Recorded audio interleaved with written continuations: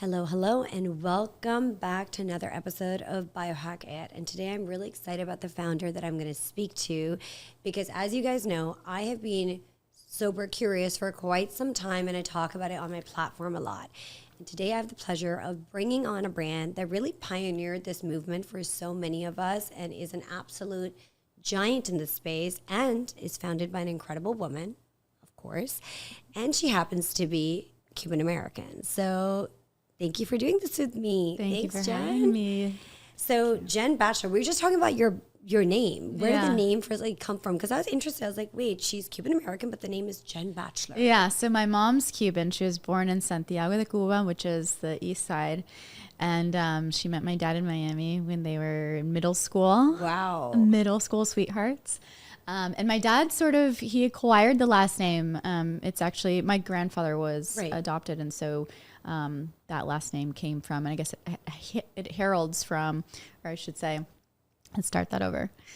It hails from and has some origins from Switzerland, and then sort of migrated to Germany, and ultimately where he got it was from England. So Batchelor to Batchelor, and It's just a very cool name. So is Kin Euphorics. And so I want to talk about, I love the whole sober curious movement, right? So I personally stopped kind of drinking 5 years ago. Yeah. I enjoy myself a little bit in the summer when I go to Europe, but I realized I can have so much fun without alcohol and having something small just so I feel like I'm holding something, so it's not just water. It tastes good. It's good for me. It doesn't have crap in it, which your products don't. It's not full of preservatives and things like that. Clean, just clean energy is so exciting for me. And I think Kin Euphorics was really at the front of building out this movement. Sure. So how did you come up with it? How did you say, hey, I'm going to start this brand. That's what we're going to do. You guys pioneered it. I want to hear about it. Yeah, I mean, we just took a leap of faith. I think we took what I should say is a 30,000 foot view on what was happening in the world of self-optimization, the quantified self, right? I mean, this was even post the Fitbit wave where I think people were a little dismayed by, just simply calorie counting and step counting is not really doing much to radically change my life, right? I'm still holding, steady on all of these other rituals and habits in my life that aren't quite sort of complying or aren't as cohesive with a life that is elevated and sort of wellness focused. And so I think there was a lot of dissonance. There was a lot of disjointed wellness rituals that were happening. You would kill yourself in the morning at your workout and then you would drink yourself into oblivion at the end of the night. And that was sort of par for the course in New York, right? That yo-yo behavior. And so I was watching that. I was watching myself in that, my friends as well. And we were sort of you know what? The solution is drinking better wine or drinking higher end cocktails. For sure, let's level up those ingredients. And then you come to find out, no matter how sexy the brand, no matter how expensive the drink, ethanol is ethanol.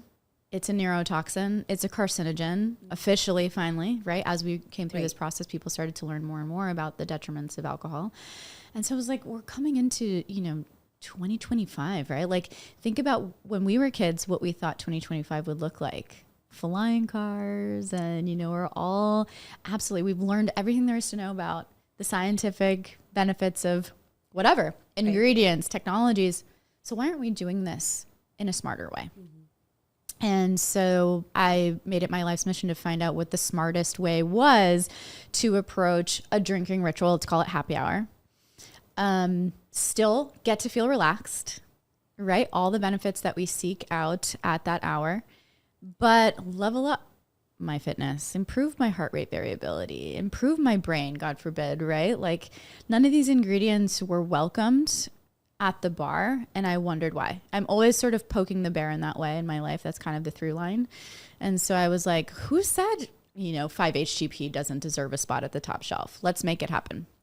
That's so nice to hear because I think it's almost when people are not drinking and they go out and they're you're just going to have water. There's such dogma attached to that idea and you almost get shamed. It's well, technically it's a toxin and it's not good for you and it's not doing anything for you. But somehow we've built a culture to be it is socially acceptable to be drinking, but it's not socially acceptable if you're not drinking. No, it's the one toxic, addictive substance that we all question each other on why you're not doing it, Correct. right? On the flip side, it's like, oh, you know, it's so you do that drug, or, oh my gosh, we're not talking about that, but we know that person is, you know, where they get their energy from, so to speak. So it's a really strange thing. And when you look at it, especially when something has been classified as a known carcinogen and tied to hundreds of different types of cancers, why you wouldn't be like, you're not drinking? Good for you. Yeah. Like, good for you. Good for you to do something that's better for you, and helps you get still good quality of sleep at night. You feel energized. So many immediate benefits. Included. The packaging is just so cute. Thank you. How did you guys come up with the name? Yeah, so we were not very discriminatory in terms of what ingredients we put in the original formulations of Kin. So when we were doing R&D, I was sort of playing with all kinds of things. And I had some really incredible formulation partners that were saying, look, if we're going to reduce or remove stigma around this category, we also have to broaden our horizons in terms of what ingredients belong in this formulaic stack, right? Like, we can't just rest on our laurels and be like, cannabis is the answer. 'Cause CBD was incredibly hot at the time where we were first launching, 2016, 17, 18. And so we were like, you know, there's something there, but let's follow it all the way through to the efficacy, the consistency, and how we want people to feel, or how people want to feel at happy hour. And so we were throwing the kitchen sink at it. At one point, we were mega dosing a lot of these, stacks and drinks that we were making. And there's just one day in our benchtop lab in Seattle where I got a really good batch of product, and I was seeing color clearer, more vibrantly. I was hearing sounds in nature. I mean, I really was absolutely euphoric to the point of ecstatic, in the sense that I was really, wow, like being able to see this problem we were trying to solve from 50 different vantages. And I was like, I got to get out of this lab. I need to go and really think about the story, the tribe, the name, and really the community that is without a doubt going to rally around this. And so I sat, if y'all are familiar with Green Lake in Seattle during the summertime, it's a blissful place to be. And I sat at the edge of that lake and I just prayed. And I was just like, what is it that we have the opportunity to do here, and for whom, right? Like, what is that magical feeling we're trying to bottle or cultivate or convey through this product, through the brand, through the philosophy, through the formula? And the thing that kept coming to mind is that moment, you know, when you're at a bar or at a restaurant or even at a party where you meet a stranger. It's already taken you, you know, that courage, whatever that warmth is that comes through the oxytocin, the endorphins of being around good people. And you meet somebody for the first time and you're like, where have you been all my life? Like, you are absolutely my kind of person. We share a kinship, we share an interest, we share an energy. And that's that kin. Like, kin, that word just literally dropped out of the sky onto the surface of this lake visually for me. And I was like, oh my gosh, it's that just a hair above friendship, a shade below family, that sweet spot of like, I just met you, but you feel like family. This is my bonded. You're my people. 100%. And so we're like, that's it. Let's just put that feeling and that conscious connection right on the can. So Kin was it from the start. And then you guys obviously everyone's going to find you in social, so they know this. You have an incredible woman that you work with, almost in part of your brand as well. How did that relationship come to be? Yeah, so as I mentioned, we worked 2.5 years plus on R&D and really trying to solve this for good, right? And so we were really proud and excited by the reception once we launched commercially the tail end of 2018, so just right before Dry January in 2019. And almost immediately, Bella Hadid, who's the partner you're mentioning, was introduced to the brand. I mean, she was a mega fan from the start. She was a consumer. I mean, she started buying the product, promoting it for free just because it had totally changed her life, as she says it. And the ingredients she was so familiar with already. And I think that was one of the things that made her feel really included and safe in drinking the product. And she had her team basically track me down in Austin and say, hey, we have to work together. We have to work together. But I totally understand what you're building. This is incredible. This is breakthrough. And I want to be a part of something that's actually going to change the face of the world. You know me. I'm always on the hunt for ways to level up my health game. And let me tell you, I've learned that when it comes to overall wellness, all roads lead to the gut. 70% of the human immune system resides in the gut, making it a crucial factor in overall health. That's why I'm thrilled to introduce to you our newest partner, Jonah, the most advanced microbiome company on the market. If you're like me, always looking at ways to optimize your health and well-being, you're going to love this product. Jonah isn't just another health app. It's a cutting-edge AI platform that analyzes your microbiome to unlock your body's full potential. Imagine having a personal health detective that dives deep into your gut to uncover the root cause of your symptoms. That's Jonah for you. They use state-of-the-art technology to get a comprehensive picture of your gut health. This isn't science fiction. It's a personalized model of your biology that helps predict how different factors affect your health. Personalized nutrition recommendations. Based on your unique microbiome profile, Jonah provides tailored dietary advice to optimize your health and enhance longevity. Whether you're aiming to boost your energy, improve your digestion, or simply feel your absolute best, Jonah is your new secret weapon. It's like having a team of microbiome scientists in your pocket working 24/7 to help you achieve your health goals. Ready to experience the precision of wellness? Visit Jonah, JONA.health today and start your journey towards optimal health. You know, I'm a founder, you're a founder, so we always talk about all the wins and, everything everyone sees on social media is like, wow, how did they do this? Let's talk about the days that are really hard and have been really hard for you as a founder, because I think being a founder is a really big roller coaster, and I don't think enough people get on and talk about the truth and sometimes talk about the lows that they've had and things that they've gotten up and said, shit. Totally. I just am going through this PR crisis, or like, shit, the production didn't come through right. I have to change facilities. Like, all of the above. So much happens. And it's like some days you're winning at life and some days life is just punching you in the face and you're like, can I quit? Who can I resign to? Is anyone taking my resignation? Yeah. So I want to hear, because everyone looks at Kin Euphorics and they're like, this is a leader in the space. It's a pioneer. They have this like celebrity that's endorsing them. It's amazing. Look at her go. I just wish I had that stuff. And what looks like overnight success to most people has taken a person like yourself, founders like us, years to build. Yeah. And a lot of lows to get there.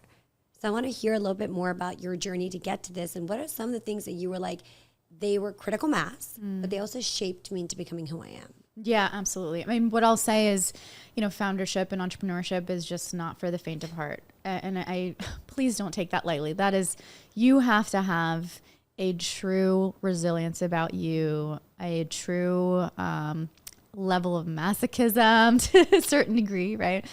Just because those lows aren't every so often, they're every day. The highs are every day, the lows are every day. So you have to really be centered in the self. And that's one of the reasons why, I personally was a massive fan and incorporator of adaptogens in my life before Kin. I don't think, if this wasn't my life's work, if I wasn't actually incorporating these ingredients on a day-to-day basis, I wouldn't have survived past year 2. I mean, we took such a beating early on, laughed out of countless boardrooms, big alk, who knows, the conspiracies are sort of, rampant among some of our closest advisors, that there were a lot of people that didn't want us to exist, still don't want us to exist. But I think because of the mass proliferation of other brands around us, they have no choice. Right. It's kind of, we crossed the threshold in about 2021 from, if you can't beat them, join them. Before that, it was like, they're small enough, we can crush them and kill them and make them go away. What is somebody took, and this happens, right? I'm discussing this because people go through this. Is it because certain people took a personal dislike, or certain people felt threatened? What 100%. Was it? Yeah, and it wasn't the guests, right? Like, the consumers were stoked that we would be crazy enough and bold enough to show up the way we did. And I think what we started to realize was it was competitive products. It was big industry folks. Like, we can't forget that there's a massive, massive lobby around alcohol. Yeah. In this country, there's a massive lobby around drugs and drug dependency. So the institutional aspect of it definitely was scary to come up against, but we knew we had to. And frankly, if they crush us, that's another story for another day. And hopefully it will still make change. But in 2020, tail end of 2020, it was revealed that the NIH was actually in on, the National Institutes of Health was in on a ploy by Big Alcohol to fund a study proving that a glass of alcohol or wine a day was actually beneficial for your heart. And they were found out that they were complying and aiding and abetting a false study. And so people were removed. This got a lot of international press.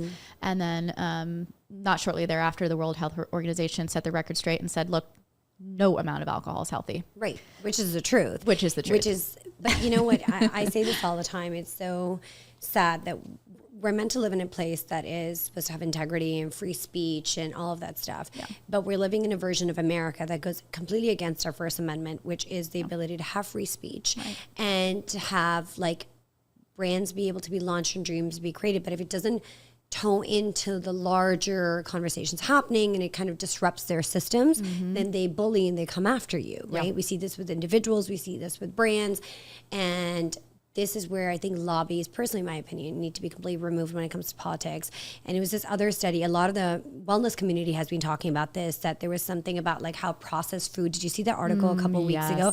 The classic. Is not bad for you. And then we find out the FDA gets 78% of its funding from Big Pharma. No kidding. So it's just shocking to me. And somehow it also makes me question journalistic integrity. It's like, how do you write that? Like, how do you write that knowing that Americans' health is currently suffering? They're already so inflamed. They should definitely not be drinking alcohol. Right. We're going through a crisis of mental health as well, and alcohol is a depressant. And we don't seem to care, as long as certain people's pockets are being lined, what the outcome for the average person is. And that's where I feel like people have to advocate for themselves, do research, and support businesses that are trying to change the narrative like yours. Yeah, 100%. And it's not just the businesses. I exist to support the guest.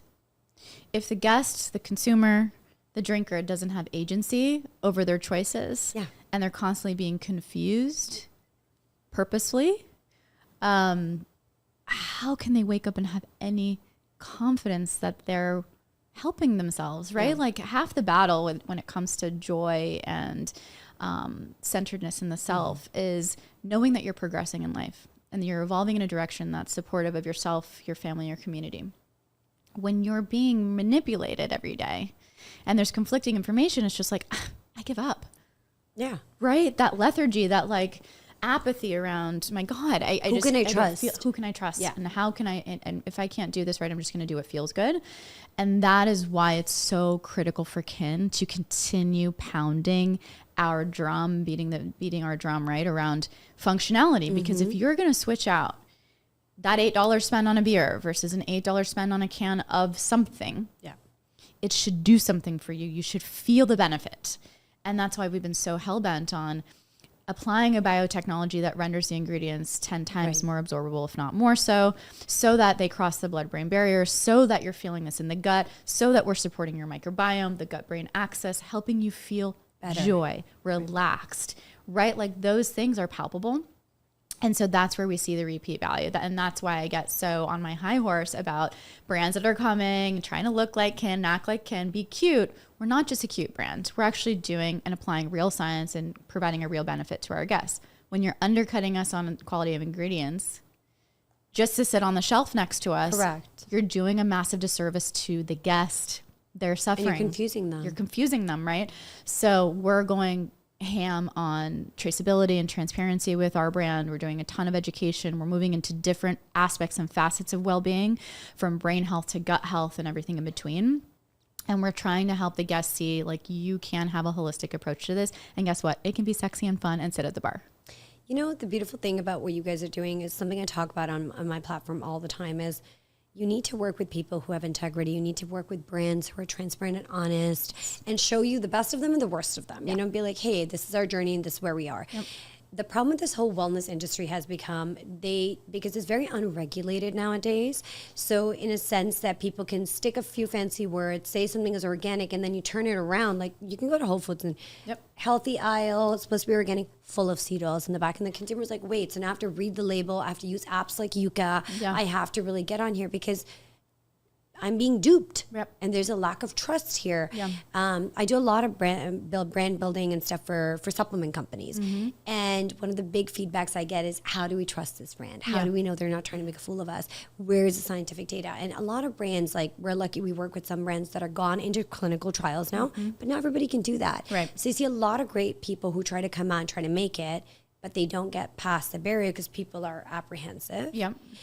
But at the same time, there's a lack of regulation that's allowing certain people to get through. Yeah. You mentioned Whole Foods too, and just to tag on to that, you know, they have an interesting organization. I think from day one, sort of set their own standard for what is healthy, and in that they have. I always say they act as if they're the FDA for the people, right? Yeah. I mean, they really have their own unique set of ingredients that are welcomed or banned, and they have their own parameters and strategy for where these products should sit. However, the irony of that, and this is the bone that I have to pick, with how slowly some of these organizations are moving despite the mock speed with which these categories are growing, these ingredients are being used in food and drink, and how badly I want them to jump on the bandwagon, understand these drinkers, care more about what they want. Because what's happening to us is that we're so efficacious and we're so playing into that world of function first that they want us, but they want us to sit in whole body. Because whole body is where they keep the most efficacious, if you notice, the most efficacious probiotic drinks, right? The supplements and pills and powders, as you mentioned, and they want us to sit this very beautiful, sexy drink in an 8-ounce can next to pills and powders. But it's just not going to work. You are. Exactly. And this is where I think, like, you have, you know, Erewhon started over here. It's amazing. It's a really cool brand. Gosh, yeah. You know, they're doing great things. But I do think there is, from a retail perspective, when I look at it, when I cross those aisles, there still needs to be a lot of work that is done throughout all these big stores. And they're slow to adapt. Yeah. So they're charging these ridiculous prices, which people are willing to pay. But they haven't quite caught up to fully educating themselves on who goes where, what's really going into a brand. And with Whole Foods especially, I see a lot of brands there. And I'm like, have you even checked the ingredients on the back of this? Like, this is not good product. Yeah. But you're marketing it as healthy because you just want to fill these aisles of yours up. So there is a disconnect over there. And organizations like that. This episode is brought to you by Biooptimizers. Are you tired of tossing and turning at night, unable to quiet your racing mind? 4 out of 5 Americans aren't getting enough magnesium, and it's affecting their sleep and overall well-being. I used to lie awake for hours worrying about my to-do list for the next day. It was a vicious cycle that left me exhausted and unproductive. That all changed when I discovered Magnesium Breakthrough. Since adding it to my nightly routine, I've been falling asleep much faster, staying asleep much longer, and waking up refreshed. It's been a game changer for my sleep quality and energy levels. What sets Magnesium Breakthrough apart is its unique blend of all 7 forms of magnesium. Unlike other supplements that offer just 1 or 2 types, this comprehensive formula supports everything from stress management to muscle recovery. Experience the power of optimal magnesium levels for yourself.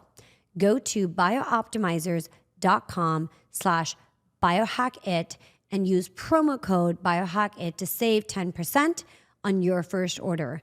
Subscribe for even bigger discounts and free gifts, ensuring your monthly supply is always guaranteed. Don't let sleepless nights hold you back. Try Magnesium Breakthrough today. Should definitely be doing a much better job. Yeah, it's hard. I mean, I really feel for the consumer. I walked an Erewhon the other day just to see what was what. And we really have created a monster over there. We launched the category with Erewhon. They were one of our first retailers, literally one of the first 3. And now I look at those aisles and it is just, I mean, it's dizzying how many solutions and brands and claims. It's overwhelming. Colors. I mean, it's wild. I almost want to just like drop the gradient and just go. Yeah. Just choose us because we have, and just in the back, just here are all the ingredients. It's clean. Here are the studies. It's laid out. There's no things that are not good for you added in. So I also want to go back to what we were talking about earlier, the fact about being a founder. So you start a brand like this, you require funding. You need to go fundraise, but there are days that maybe you over budgeted, maybe days you're under budgeted. Yeah. How did you navigate that conversation? Because it takes a lot to get a brand onto the market. Yeah. I mean, I'm still navigating it, right? Yeah. Because it's like the more you grow, and of course, the more the category grows, the bigger the mandate to block and tackle and, you know, essentially protect territory, but also bring people along. You know, like what we're seeing at Target has been such an incredible gift, because there's brands on there that are doing better because they're sitting next to us on shelf, and we're all doing, you know, it's the rising tides lift all boats sort of adage. But it's been challenging, you know, and I'm not going to lie that, you know, we purposely didn't go into retail for 3 years after we launched Kin. I mean, we were direct to consumer intentionally because we knew it is going to take 5 years for these buyers to catch on to what's happening, for them to, and it's not even about the buyers. They're on it, right? They've been seeing this and watching us. It's just getting their organizations, these massive ships, to see the supply and demand, to see and shift their behavior, right? Target is a great example. It's a massive organization, Sprouts, who really has prided themselves, especially the last 24 months, on being leaders in innovation. They took a huge chance on us early on without us having real retail data to speak of, right? But once you get the green light, you need the dollars. Yeah. You need to be able to just pump and fuel and pray for more PODs, points of distribution, and just try as hard as you can to get product off shelf. The beauty of us going direct for those aspirational founders is that we had a ton of data to support which drinks, when, who's our audience, how do these folks shop? And so we very much benefit from that, in the sense that we are one of the most efficient beverages on the market. We don't spend a ton on merchandising. We don't spend a ton on sampling. People know us, they want to try us, and they come back once they do. So that really paid off in the long run. But we're still figuring out how to deliver profitably, how to fuel the budget in strategic ways. You know, we stopped Facebook marketing 3 years ago. Yeah, I was going to ask you, what has been the best spent of your dollars and what has been the worst? And when it comes to marketing, what has been phenomenal for the brand and where you're like, that was a waste of money. Yeah. I wish I hadn't done that, or that did not work for my audience. I mean, we probably overspent on Facebook marketing for about a year before we pulled the plug. Okay. Right. So e-com was softening a little bit around this category as early as 2021. You know, and then the algorithmic shift with the iOS updates because of Apple created a whole tangential sort of trickle down effect on these ads and retargeting being less and less efficient. And so, but we were just, this is what's been working. Yeah. You know, excuse me. This is what's been working. We're going to hold on to it, and we're going to just continue pushing forward. I will say, from a marketing perspective, there's been nothing like, the best way I can describe it is just authenticity, right? Like having a no holds barred approach to endorsements. I never wanted to pay a single dollar to an influencer who was going to lie about my product in a good way, right? Like, I don't need a pretty picture painted around this product. I'd rather know you hate it. You need real kin. I'd rather know you hate it than have you say something nice for the sake of it. It just was never our bag. And so we waited a while to invest in influencer. And then at the end of the day, our approach was, who actually is living this lifestyle?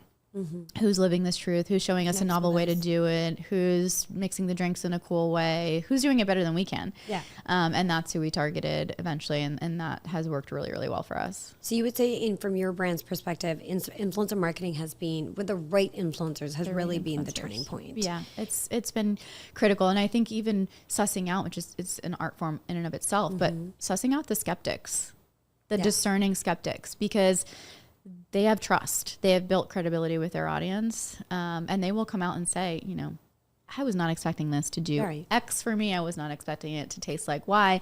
And here I am, and I'm hooked. Right. That's really a beautiful story when we can turn someone around and have them apply it in their lives in a new way. And then if somebody is listening to this and they're like, hey, I'm looking to start a brand, right? What advice would you have for the early stage founder? Oh my gosh. I mean, know your audience. Don't be afraid to be niche. I mean, look at us. You know, euphorics is a phrase that we coined. I will also, for those familiar with the category, share that we coined social tonics as well, which is now being used even at the retail level. Right. where folks like Lazy Acres and Gelson's are actually carving out shelf space for social tonics, which is really exciting. And so like, don't be afraid to build your world. We didn't have language for our world, so we invented it. Yeah. Right. And like we could have fallen flat on our face with that. There's no reason why we shouldn't have, in the sense that, you know, we're being bold and audacious and saying like, you will use our language because this solution is that powerful, not having any data in hand. Yeah. But what happens with that, and we know how much, especially you and marketing and PR, language has so much power, right? Context has so much power. And so don't be afraid to design the world from the ground up. Your tribe will find you. If you just come out and carbon copy what's working for someone else, It's not going to work for you. Trying to pull someone from one tribe to another, you have very few levers at that point to do so. Price, right? You know, maybe a differentiated celebrity, which we all know is working less and less in this environment. So do yourself a service and do your customer a service and serve a niche that hasn't been served before. Liquid Death is another great example, right? I mean, you come out and you're like, this product belongs at like Hot Topic. But guess what? They were able to cross over into the land of like the underserved person who you didn't even know, who's like totally unassuming that are drinking it and drinking it proudly. So that all excites me. It excites me to build these like alternative communities and serve people who have felt like, you know what, I'm choosing this because it's there. Right. Now I'm choosing this because I identify with it. Because I like it, I identify with it, I identify with what it stands for. On that topic, like working with celebrities can be a tricky situation. It works for some brands, it doesn't. A lot of people are like, well, if I had this celebrity and they just endorse my brand, it does. I personally don't see always a return on investment. There has to be a really genuine connection between the celebrity and the brand, and it can't just be a straight, just monetary. There has to be that natural storytelling. Does their personal brand stand for what the brand stands for? All of that stuff. How does it work for you, obviously, for Kin, when, you know, you're working with somebody amazing like Bella, she's phenomenal, all of that stuff. But if somebody has a problem with her personal beliefs or things like that, is that something for you from a brand perspective, you as the other person on the brand really leading, being the founder of Kin, has had trouble navigating? Oh, 100%. Yeah. I mean, we've been persecuted left and right behind the scenes. Yeah. There have been certainly industry folks at the commercial level that have chosen to use Kin as a way to get back at her for her views, and and it's a cheap shot and it's an easy one. It's one that they know won't cause them a lot of PR damage, but it'll give them the instant gratification that they were looking for. Get at her. It's really, really sad to me personally when I see people do that, because I feel like we've created this like angry bully culture, and people will try to bully and intimidate founders, brands, try to threaten them. Sure. And I think it takes, like yourself, a lot of integrity and strength to rise up and say, no, I'm going to stand firmly in what I believe and who I believe in. And business is business. And at the end of the day, you're not going to silence me. Yeah. And that was a really big reason I started Biohack-it, was to be able to have a free voice, to get people to know who I am a little bit more intimately, and then bring on people like yourself and other people that I love, I'm inspired by, I like their brands, I like what they stand for, and talk to them. Yeah. And say, if you don't like it, then this just isn't for you. Move on, keep scrolling, go put your energy somewhere else. But it's sad that we live in a time and a place where people can be so vindictive. And it must be hard. Yes, it's incredibly hard, because there's, we've gotten, I think we're about almost a decade in to a growing divide in the country. And so when you have a polarized community of people, they're now trained and conditioned to be on one side or another. They're not interested in the nuance. They're not interested in empathy, humanizing someone. And so I think that the brand takes that on, and we certainly take it on. And so that's definitely something to be aware of. Is resiliency as a business owner is one thing. Taking on another layer of emotional tribulation and just the challenges that come with all these other sort of subjective views, right? And subjective scrutiny is a whole nother thing, right? Because I will literally get emails saying, I love you, I love the product, I have it in my house, I won't work with you because. And it's like, it's crazy to me, I might have my personal viewpoints and stuff like that. I'm very open about sharing them, but I would never go out of my way to boycott and be aggressive and mean. I've never been that way. Because that's not the energy that I want to put out. Right. I think that's the other thing is when you, when that's the way that you navigate the world, you create a natural sort of vortex of negativity, right? That everything it's just like a sinkhole. And so we've chosen the path of proactiveness and, and inclusivity and warmth and just saying, but that's what you are. You can just look at your branding and see that, you know what I mean? It's Kin. It's about being inclusive and being honest and, but I have to give you a round of applause, Dan, because a lot of people would have gone through that and like called up maybe a celebrity partner and said, this is costing my business. I don't know if I want to do this, but it's really amazing that, you've stood by what you stand for as a founder. You stood by the brand. I'm not going to shift because you're putting pressure on us. I'm going to stay true to my course and work with people that I feel compelled to work with. Yeah. And look, I think it's one of those things where, she's moving into an era of her entrepreneurial life too, that I'm so proud of and excited for. And I think, had we not shared this relationship, she may not have explored, her own fragrance line, which she has. It's so beautiful and breakthrough in and of its own self, right? And so I think we will reach a point where, how beverage brands can go 10, 15 years doing this. And so, does it mean that she's on for the long haul of the business? Maybe not. But it really has, for me, been an extension of who I am personally. That, I don't turn my back on partners and people that I've bet on. I say, like, I believe in you. Yeah. Yeah. Like, we're in this. If we say we're in this, we're in this. So and that's really I think, wonderful. Yeah. The commercial pressure is definitely there. It's definitely felt. And, one day I think, if we have to contend and acquiesce to the demands of the board or the market, we'll always know that we have the integrity of our relationship behind that. So, but I mean, on the celebrity note, I think one thing to note is I do see people look at our relationship and they think, oh my gosh, like celebrity endorsement is such a panacea. Our relationship is incredibly unique in that she was a massive fan of the company and she wanted to show up for us in a way that, in a very pure way. And so I think when some of these celebs get paired up with brands, and you can sort of feel that it's sort of a matchmaking situation and it's been forced. It's not organic. Right. And this sort of follows a through line. This is something that doesn't really get shared a lot in this context. But when you think about what is the power of celebrity, the impact a celebrity can have on my product, and you close your eyes and you can't really see it. It's just a prayer and a wish that like, oh my gosh, if they say my brand's name, we're going to blow up overnight. Those stories are incredibly rare. Right. First of all, even if they go viral, does it translate to sales? Right. So like having a realistic viewpoint on what that is.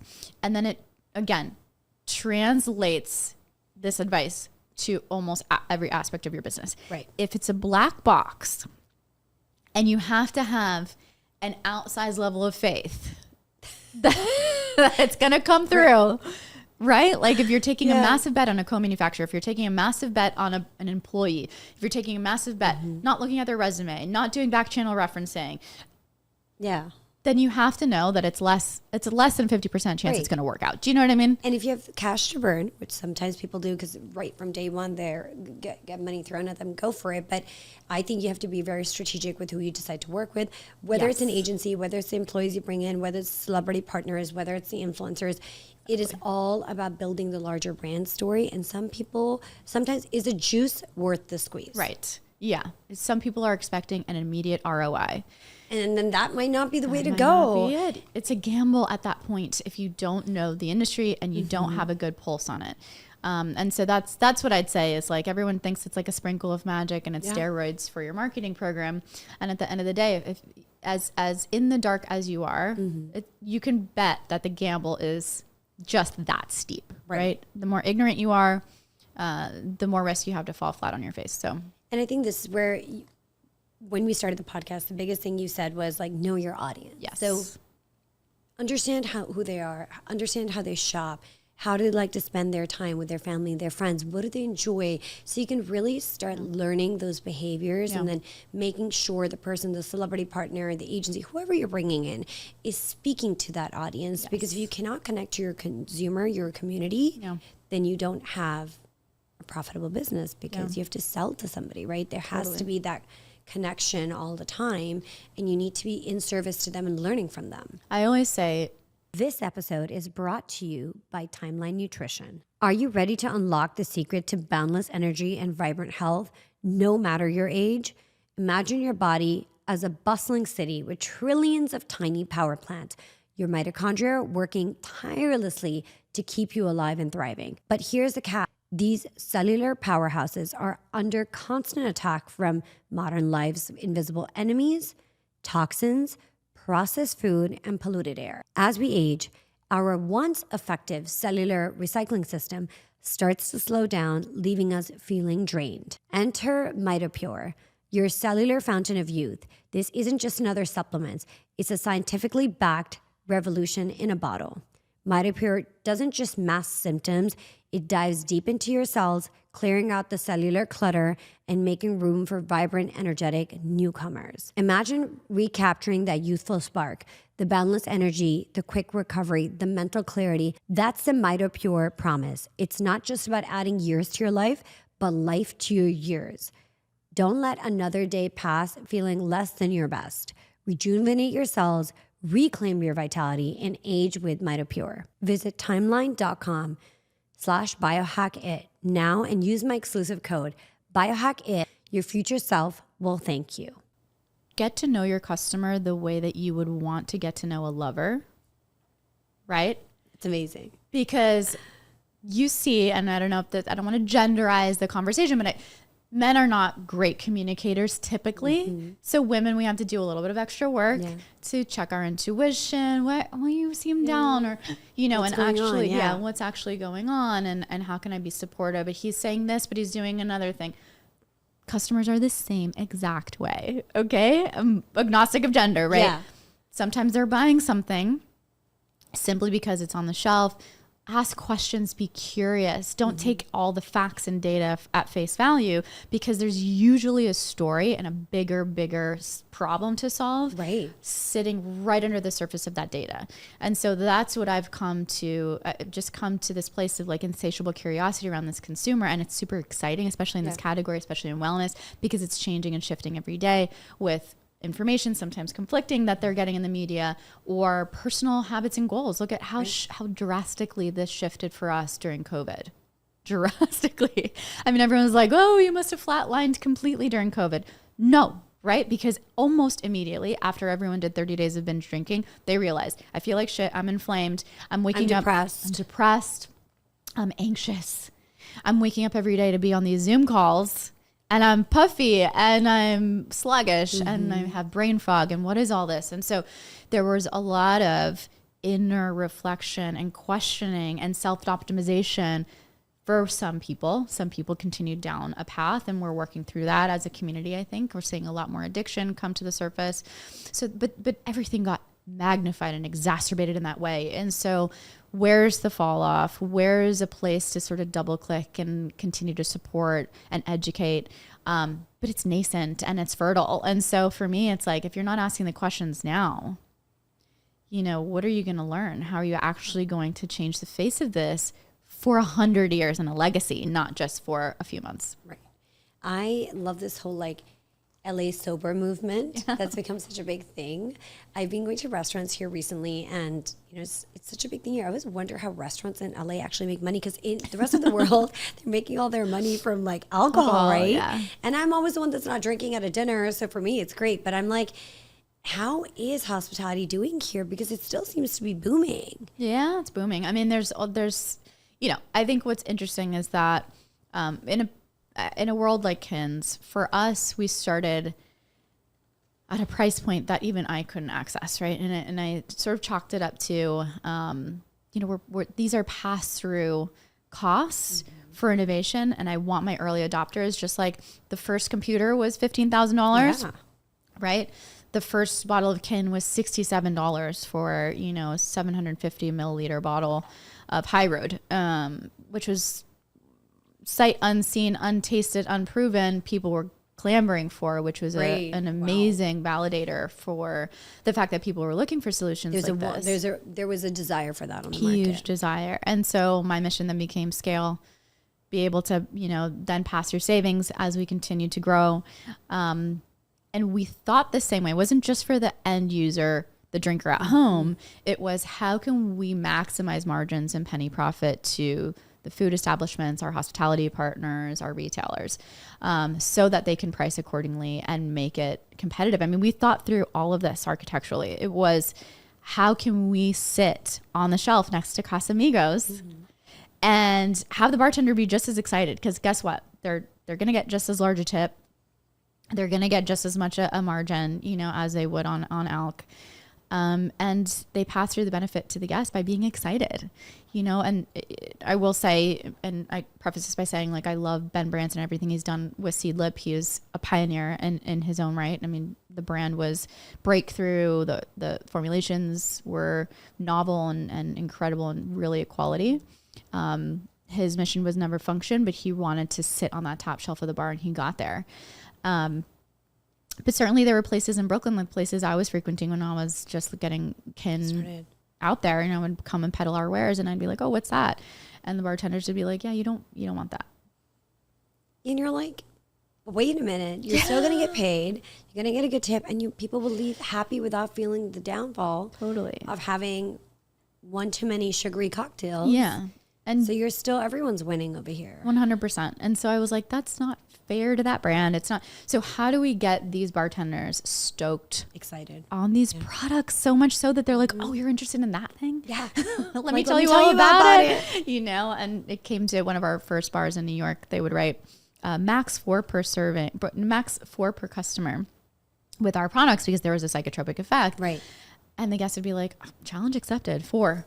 I'm going to have 4 Yeah. over the course of an hour, and I'm going to see how I feel. So it was like then that it was really, that push. Yeah, that sort of like stamp of That's exciting. approval. You guys almost made something that is like, hey, a little bit of a warning, but it can make you feel that good. 100%. And you made it a whole movement. Yeah. Yeah. It was a controversy. Like you said, there's something about that edge and that like spark of discussion that makes people intrigued. And I think we want to keep doing that, even though all of our ingredients are safe and regulated, and I was just so excited that when we got connected, and you and I follow each other on social media, and I was like, you know what? I love her brand. I love what she's built. I love the messaging behind it. And you're just a badass founder. And you've stood by your brand. You've stood by somebody you work with. You have great, clean messaging. It's not trying to make a fool out of you, and you're not trying to pull a fast one. And the beautiful thing about Kin is that the years that I've followed you guys, it's been the same. You're the same people showing up, even though you're playing into the trends and you're playing into whatever Instagram wants. But the core of who you are is stable. Yeah. And it's safe and it's inviting. And I think that's what we look for as consumers from our products. Yeah, I think it comes from that place. You're consistent. 100%. And I think it's because we go back to the core of why we started, right? And that's another sort of pro tip for aspiring founders, is knowing who you are. Right? Almost even before you go out and seek, or simultaneously as you seek your community, is knowing who you are at your core, so you can always come back to that place. Absolutely. I have extensive training in Ayurvedic medicine, herbology, that sort of intersection between trauma and addiction, and then the psychology of pleasure, right? So we always go back to, what are those foundational tenets? What is it that people really want to feel? Because to your point, whether there's a trend that sets off a 24-year-old to come and seek out Kin, or there's an article or a story that generates a whole audience of boomers that come and seek us out for longevity, the through line of Kin and what we represent is everybody deserves to feel good in this one short, sweet life. Everyone. How do you get there? Take agency. Be curious about your individuality. Right. How do you feel? Don't be afraid of that.